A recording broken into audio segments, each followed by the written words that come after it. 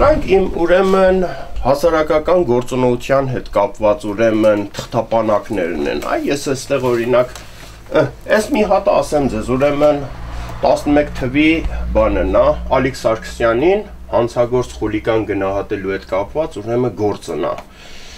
Իդեպ նույնպես բողոքել ենք Եվրոպական դատարան։ Այս բոլորը 2008-ից 9-ից սկսած տարբեր գործերն են, այդ թվում նաև սրանք։ Ուրեմն բոլոր դեպքերում իրավապահները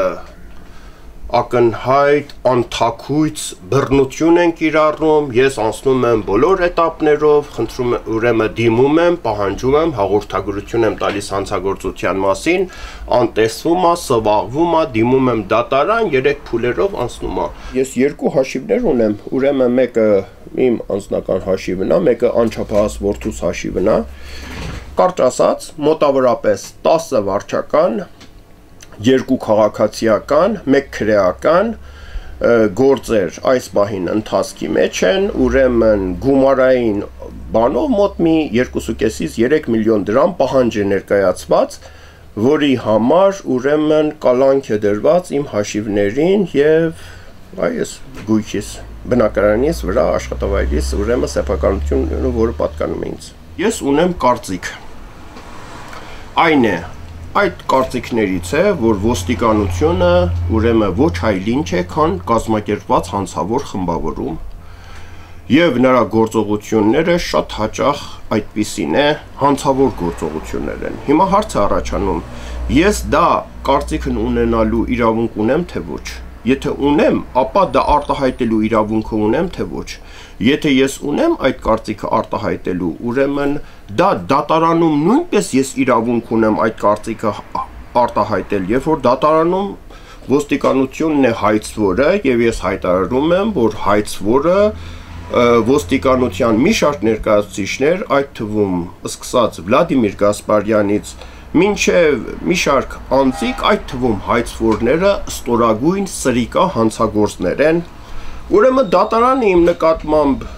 կրկին տույժ է կիրառել, որ վիրավորել եմ, բայց դա ես իմ կարծիքն է, ես այդ համոզումն ունեմ, այսինքն փաստացիորեն ֆինանսական միջոցներով ուզում են քաղաքացուն ուրեմն պարտավորեցնեն, որ նա հրաժարվի իր կարծիքից։ Այսինքն ստացվում է, որ ինչ, ես դատարանում չասեմ, որ ուրեմն այդ ոստիկանությունը, հայցվորները, ես իրենց գնահատում եմ ստորագույն սրիկա հանցագործներ։ Արդյոք ես իրավունք չունեմ այդ կարծիքը արտահայտել։ Օրինակ, ես կոնկրետ հարց եմ տալիս ոստիկաններին, ասում եմ, այն ժամանակ, որ դուք Վահե Ավետյանին սպանեցին, դուք 2 ժամ ուշացումով մտաք հարսնակար, դուք մինչև չստացաք օլիգարխ Ռուբեն Հայրապետյանի թույլտվությունը, դուք չմտաք հարսնակարի տարածք, այդ դրա համար դուք ուրեմն կարելի է ասել, որ մեղմ ասած, շատ մեղմ ասած, ուրեմն դուք թերացաք ձեր պարտականություններում։ Ուրեմն ոստիկանությունը ես նորից նույն կերպ հարց եմ տալիս, ասում եմ, այ դուք որպեսի հարսանյաց հանդեսի մասնակիցներին, այսպես ասած, իրենց ձևակերպումն է, ուրեմն տրամադրությունը չփչացնելու համար դուք ցուցարարներին քշում եք մայթից, հեռացնում եք, եւ դա դատարանում էլ հայտարարվում է, իդեպ հայտարարում է 1 միլիոն դրամ ուրեմն վիրավորվելու համար, այսպես իր վիրավորվածությունը ապաքինելու համար պահանջող Այդա Դեմիրխանյանը, ոստիկան Այդա Դեմիրխանյանը, ոստիկանության ներկայացուցիչ։ Այ ասում եմ, դուք օրինակ 2 օր ուշացումով թույլտվություն ստացաք հարսնակարում եղած, համալիրում եղած, ուրեմն տեսախցիկները զննել։ Ուրեմն ես դա գնահատում եմ, որ դուք օլիգարխների ենթականերն եք, ոչ թե օրենքի ենթականները, այլ օլիգարխների ենթականները, եւ առհասարակ այնտեղ որտեղ որ մայթի վրա հասարակական կարգի պահպանումը վստահվում է ոստիկաններին, իսկ հարսնակարի տարածքում, ինչպես հայտնի է, հասարակական կարգը պահպանում են հենց ինք օլիգարխների թիկնապահները, այնպես ինչպես հայտնի հունիսի 17-18-ի օրը 13 թվականի ուրեմն Վահե Ավետյանին եւ նրա ընկերներին շատ փոխադրեցին, տարան ավտոկայանատեղի եւ այնտեղ իրականացրեցին հասարակական կարգի պահպանությունը, որի արդյունքում ուրեմն սպանվեց Վահե Ավետյանը։ Հիմա ես դա ողջամտության սահմաններում եմ գնահատում, որ ոստիկանությանը գնահատեմ օլիգարխների կոշիկի լաթը, ոչ ավելին։ Ես չեմ կարող իմ հիշողությունից ջնջեմ։ Օրինակ, թե ինչպես սպանվեց Վահե Ավետյանը։ Ուրեմն ես իրավունքի պաշտպանությունը գտնում եմ, որ պետք է լինի ռեալ։ Ես մարդիկ չեմ սպասում, մարդիկ հավաքեմ,